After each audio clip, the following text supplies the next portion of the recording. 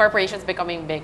And I think what really sets them apart, of course, these small enterprises want to progress also, but the barriers, as you said, how you get in the zone of your business is another question altogether, because it's not that easy to also build a business. As you said, if you're coaching a championship team, there's also a lot of, people just think, oh, you're just coaching, you're just telling them.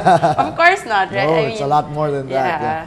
The higher up you go in sports, the less is the requirement for technical proficiency and X's and O's. Same thing with in management and in corporation. I tell the executives I work with, the higher up you go in the organization, the less is the requirement for your technical expertise. The more is the requirement for your interpersonal skills. Because if you're a president, you can hire VPs for, for the technical for each stuff. Division. The important thing is, how are you going to get the best from your team? Can you build a good team? And then how are you going to get the best from your team? I think that's the most important thing. Can you rally the troops? Can you inspire them? I think that those are the important things. But don't get me wrong. If you don't know anything, then you can't get there in the first place. Of course. But and then it's also maybe having the courage to put one foot and be a step ahead and put your foot forward. And courage is not a technical skill. I know. So you can't go to any school or read that from a book. That's I think it's also the confidence of the person, and that's why we're talking about how they can actually start with their own environment. Just looking around, if there are people who can help out in a certain business that you want to do. I think that would be the easiest way, so to speak. But of course, there is still a lot of things to be done before starting one. But I think in the sense of beginning, starting a business, in the beginning, it's really going to be tough. But if you have people for startups, really, it's about taking small steps. Take small steps first and then progress. You may have a grand idea, but you got to make sure you take on bite-sized chunks first. Otherwise, it's a great recipe for failure. It's like wanting to have to get it too big, 3-point shot all the time. Hindi pwede.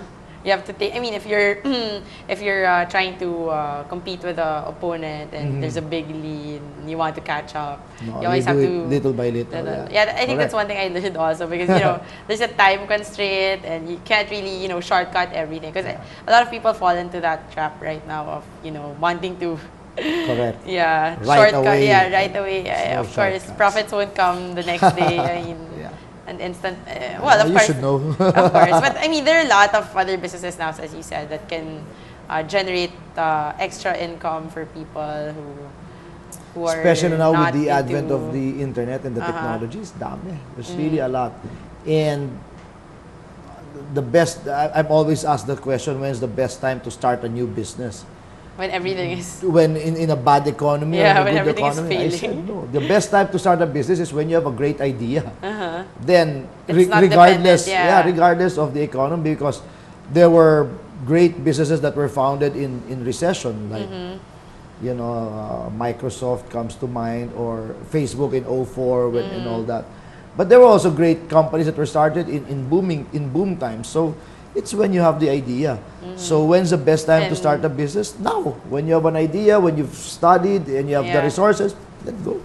Start it. And if it fails, I don't think you're gonna die. So, of course. Unless money can be replaced easily. It's not. As I've said, it's not about profits. It should be, profits will come if you. If you actually enjoy if the fundamentals are there, if you like it and your fundamentals are solid, then I think profits will come. Because if you think of it first, then if your business fails because it's losing money, then you will also probably be devastated as a person. Of course, especially if that's something that you absolutely love and it's really you're passionate about. So now, we're talking about the good things about your company. I just wanted to know, what are the challenges now you have in Coachcom? Because I know it's all your expertise, putting it together and having, being able to apply, having a great time applying all your skills. But what are the challenges to a business like consultancy? Well, the first challenge I have in my particular situation is my time. Like I said, I'm not available every time for my clients. That's number one. Number two is because my product or my offering is so unique, it's hard to replicate. So when I give a talk, for example, the company wants me. So you I wanna can't clone delegate yourself. it. Yeah, I can't clone myself. Well, that's being a professional already. Yeah, Of course, even in the programs, I have colleagues and associates who can run specific programs. And to a certain extent, they're able to do it already. However, some really want the person. Yeah, that's a problem. That's why we're not able to go So it's actually being able to expand too rapidly, which is good because ayoko clone rin yourself. naman. The Ayoko challenge rin of naman. cloning yourself. No, I'm kidding. Ayoko Of rin course, naman there's only mag-expand one, too yeah. much. So that's the second. The third really is although it's really diminishing now because a lot of local companies are being aware of it. But when we were starting, in multinationals, when you talk about coaching, it's very easy because executive and corporate coaching is so big in the US and in the UK. Yeah, it's So only here that it's starting to. our clients like Nestle, like Procter and Gamble, and the Kenny Rogers Roasters Group, multinationals, you don't have to explain it because for them they know what it is. Know. For the local companies, it's more like, why do I need a coach? There's nothing wrong with me. Yeah. Wala namang mali sa No, akin, it diba? was. So it's diba? It's not. And I always say coaching really is for those who are good already and want to get be better. And the best who yeah. want to get better.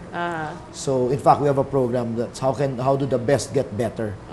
See, so it's not for somebody who's sick and that you want to cure. That's psychoanalysis. Yeah, of course. Diba? We're not into psychoanalysis. Coaching is not psychoanalysis. So definitely. I mean, it's like when you're sick, or in health, you don't only go to the doctor or you don't only look after your own wellness when you're sick. It should be correct. Even before when you're in good health. Yeah, of course. So in our situation specifically, those are the three main challenges really that I face. My time, my replication, and some sort of a myth in the a notion of people. Wrong misconception on the part of the local companies. But I can't complain. We have worked with a lot of smaller local companies and businesses that are doing very well, and I always say I'm so happy you're doing well. Yeah. It's like their success is your success. Such a cliche. It's more. I like the fact that even in this economy, there are companies, local, small, medium scale companies that are doing well, and I'm really tickled by that. I really like that idea. Of course, because it's also helping how other companies become, as you said, better or be the best. I think a lot of people need guidance nowadays, especially because there are many people telling you, okay, this is what you should do. But there's always a certain structure that needs to be followed, and as you said, there are no shortcuts to it, and it has to be well thought of. It has to be something close to one's heart. Something that you want to do every time so that you don't really get lost in routine. I'm not a business or entrepreneurial expert unlike Jay or Ed, your professors. Malayo ako doon, but coaching is, it's an art in itself, and whether it's in business or in sports, I think, there's the concepts that are pretty much a lot, in line and can be put together. And a lot of application, a lot of similarities. Yeah. So what are I would say tips. I wouldn't say a message. It's too corny. But what are probably the tips that you can give to our viewers, whether they're into sports or not, in terms of being in the sports business? What are the things to watch out for? We discussed earlier the potential businesses, but now maybe what's there to look forward to in the future as maybe how you envision it?